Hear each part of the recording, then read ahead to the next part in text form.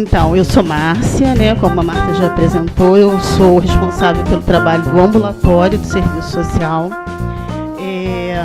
envolvida nessa equipe, né, que faz parte de várias frentes, dentre elas o atendimento ao paciente com mieloma. Nós optamos por um viés do nosso trabalho, que seria a nossa contribuição em relação à rede de apoio social na atenção à saúde. Nós sabemos que as doenças hematológicas, elas são doenças complexas, né? Nós somos um hospital de alta complexidade, e do quanto as dificuldades que o paciente nos traz, num primeiro momento, vão impactar na adesão e na própria evolução desse tratamento. Então, inicialmente, todos os pacientes que abrem prontuário no hospital com uma doença hematológica, eles passam necessariamente pelo assistente social. Alguns no ambulatório, outros quando já vêm para internar. Então, eu quis conceituar quais seriam as redes. Por que redes? Nós, quando fazemos esse primeiro contato, que seria o acolhimento, nossa intenção, dentre outras coisas, é observar quais são as necessidades que aquele paciente traz. E, partindo destas necessidades, pontuar quais são os problemas que nós poderemos atuar para facilitar o acesso e o trabalho da equipe, resultando, na verdade, numa boa evolução do tratamento. Aqui a gente conceituou redes de apoio, que seria toda aquela... todas as perguntas que nós fazemos no primeiro momento, familiares, vizinhos, pessoas da igreja, enfim, é um conjunto de organizações ou entidades e também pessoas que trabalham de maneira sincronizada para colaborar com alguma causa.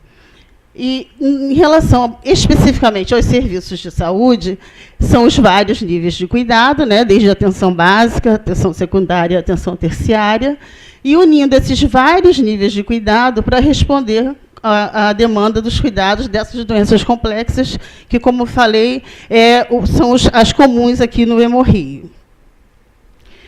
As diretrizes desse atendimento, elas são baseadas nas diretrizes do Sistema Único de Saúde. Quando nós detectamos um paciente que ele traz, seja ele criança, idoso, enfim, um paciente que tem uma doença crônica diagnosticada conosco, mas que, como a gente tem a visão de que saúde não é apenas a ausência de doença, nós vamos investigar quais são os fatores que estão contribuindo para que aquele paciente tenha, por exemplo, demorado a chegar ao serviço, quais seriam os impactos que tem na dificuldade dele em relação ao acesso, transporte, desemprego, enfim, todas as questões sociais nas quais o serviço social procura atuar. Aí são as diretrizes do trabalho em rede, né, o acolhimento. O vínculo seria o vínculo com o paciente, com seus familiares e com a rede, que a gente chama, tem vizinhos, tem igreja, como eu já falei. A responsabilidade do paciente em relação ao tratamento, toda vez que ele abre uma matrícula, a gente tem um termo de compromisso para assistência. Por isso, também ele passa pelo serviço social. Então, ali é esclarecido para ele, são esclarecidas as questões que são, eu sempre costumo dizer que é uma corresponsabilidade. Nós assinamos esse termo enquanto instituição, oferecendo aquilo que a gente tem no momento, né? E o paciente ou seu familiar, dependendo da situação, se for menor, ele assina, depois de ler. Quem não consegue ler, nós fazemos a leitura, e onde ele assume a responsabilidade, principalmente, de aderir ao tratamento. Porque existe toda uma proposta terapêutica que, se não houver a participação da família ou do paciente, isso cai por terra. Existem dificuldades, a gente sabe, todo mundo está vendo, mas existe muito boa vontade da equipe em traçar estratégias até para driblar as próprias dificuldades. Mas se a família ou o paciente não entrar nesse esquema, nada vai funcionar. Integralidade seria, como eu já falei antes, ver todas as questões que estão impactando negativamente na vida daquela pessoa e tratá-la como um ser integral, né? Não é só uma doença, não é só um número de prontuário, não é só o doente que chega para nós e tem uma necessidade. Ele é um ser social, integral e precisa ser visto em todas as suas relações. Humanização na atenção, não precisa falar muito. A interdisciplinaridade seria você poder trocar com os demais profissionais questões que, às vezes, no consultório médico ele não falou, no consultório do nutricionista, enfim, mas trouxe para a gente. Então, quando a gente senta, faz uma interconsulta ou faz uma discussão numa equipe, você está mostrando aquilo que ele teve mais possibilidade de falar contigo, talvez pelo vínculo estabelecido. E, assim, o que eu queria sinalizar é que, dentro do Hemorrio, nós temos bastante facilidade em fazer isso. Assim. Nós sentimos que o nosso trabalho, o serviço social, é muito procurado e muito valorizado por conta dos impactos que as questões sociais trazem aos demais atendimentos. Então, essa facilidade de acesso aos demais é uma questão que assim, sempre existiu e que a gente tem como uma coisa muito positiva. E resolutividade seria podermos ter um resultado positivo, que é tudo que a gente espera. Foi falado pelo Antônio da questão da qualidade de vida. Quando você melhora as condições sociais do paciente, a própria condição clínica, dentro do que for possível, e a sua qualidade de vida vai melhorar.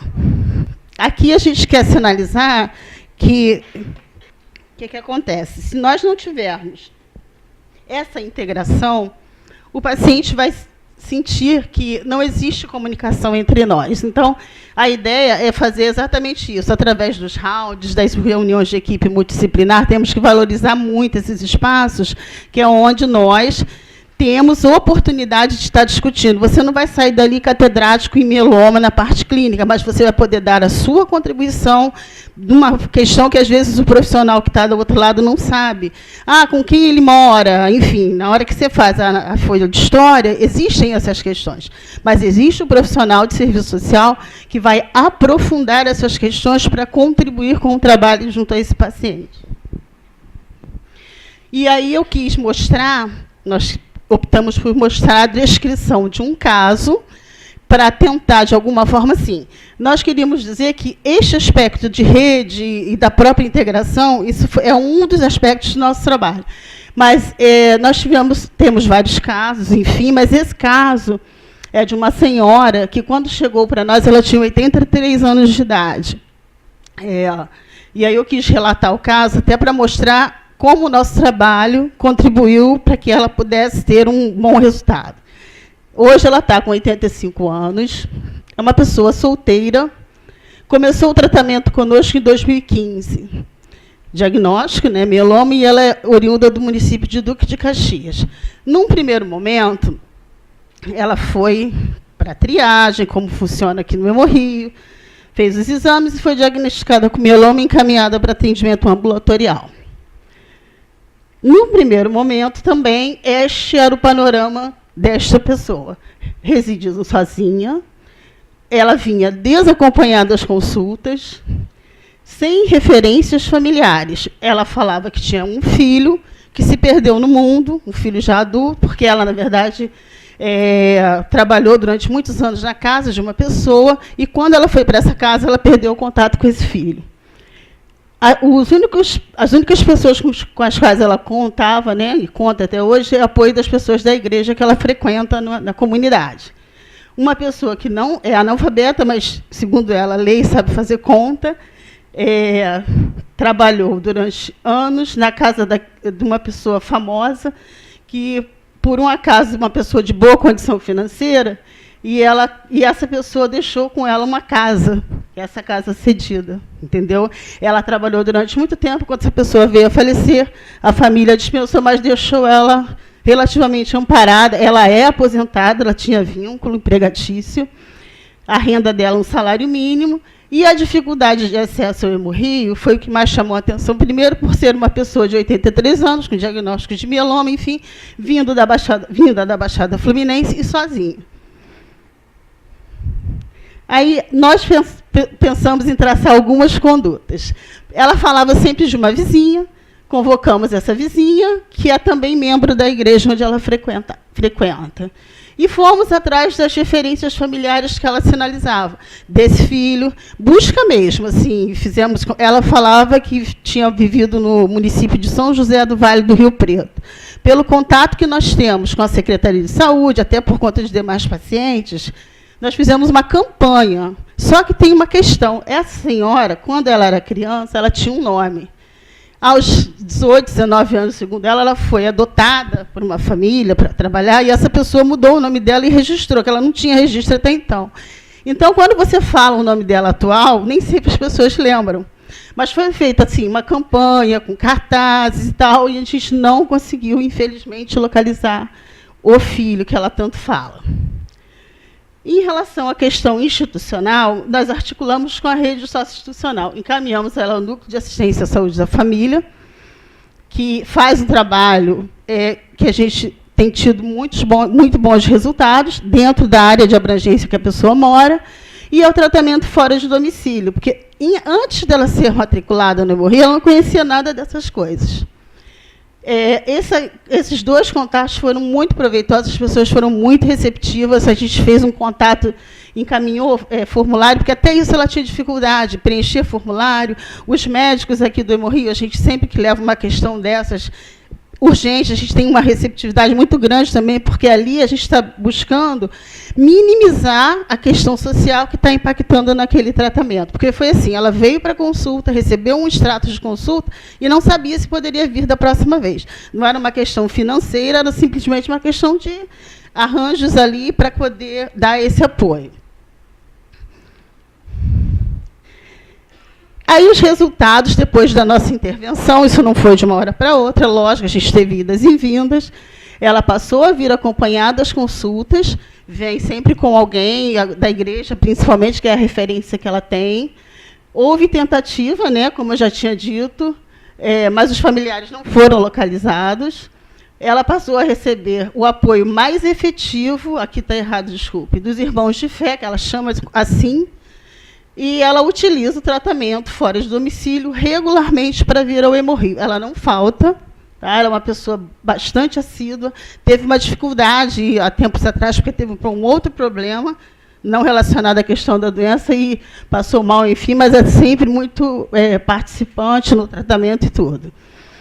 E ela recebe auxílio na dificuldade de compreensão das orientações, porque você pega uma pessoa que sempre viveu no mundinho dela, trabalhava como cozinheira numa casa e tal, e sozinha, e de repente ela tem que lidar com vários nomes, né, de remédio, exame, enfim, isso é complicado. Então a gente se coloca muito próximo dessa pessoa para tentar traduzir para ela aquilo que ela vai ter que estar entendendo. E aqui eu queria colocar que existem, além desses que nós já citamos, tem outros aparelhos institucionais que podem facilitar o tratamento do paciente. A ouvidoria, seja ela a nível institucional, seja ela a nível de secretaria. No caso da senhora, a delegacia do idoso, caso houvesse algum registro de negligência, maus tratos. Defensoria Pública, hoje nós utilizamos muito, recorrente, a gente ouve falar, está faltando. Existe uma Câmara de Resolução de Litígios da Saúde, que é um órgão da Defensoria, ela pode ser em instância federal ou estadual, funciona aqui próximo. Então, quando o profissional médico precisa, ou de outra área, precisa de um insumo, e esse insumo não existe na instituição, encaminha ao Serviço Social, Consultório 1, nós fazemos o encaminhamento e essa pessoa ela vai procurar essa Câmara de Litígios, ela é específica para questões da saúde. Vai desde vaga em hospital até um suplemento alimentar que essa pessoa precisa, não tem como comprar. As medicações que a gente está aqui funcionam assim. Ela é atendida, abre-se um processo e esse processo tramita com rapidez por conta da necessidade e o juiz determina qual é a decisão. Normalmente é favorável ao paciente.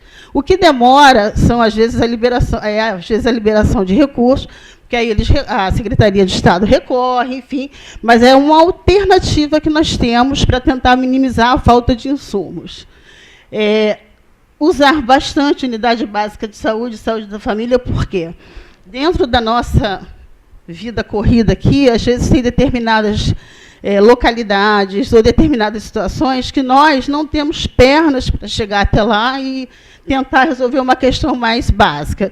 E esses aparelhos, eles existem para isso. Então, a gente trabalha bastante sintonizado com saúde da família, centros de saúde, porque lá eles trabalham, o agente comunitário é uma pessoa fundamental, ele visita o paciente na sua casa, ele é da comunidade, então, para a gente também ter essa visão de estar utilizando esses serviços. Secretarias municipais e outros, né, estaduais, o tratamento fora de domicílio, que é um parceiro nosso, e as políticas sociais, os benefícios sociais, assistenciais, a gratuidade no transporte, dependendo da situação, ela é no TFD, ou então ela é através do Rio Card, né, que é um problema para a gente também, mas que a gente encaminha como direito do paciente. Aqui são algumas das referências que nós utilizamos para apresentar o caso e referenciar o trabalho. E eu queria agradecer a atenção de vocês, espero que tenha contribuído.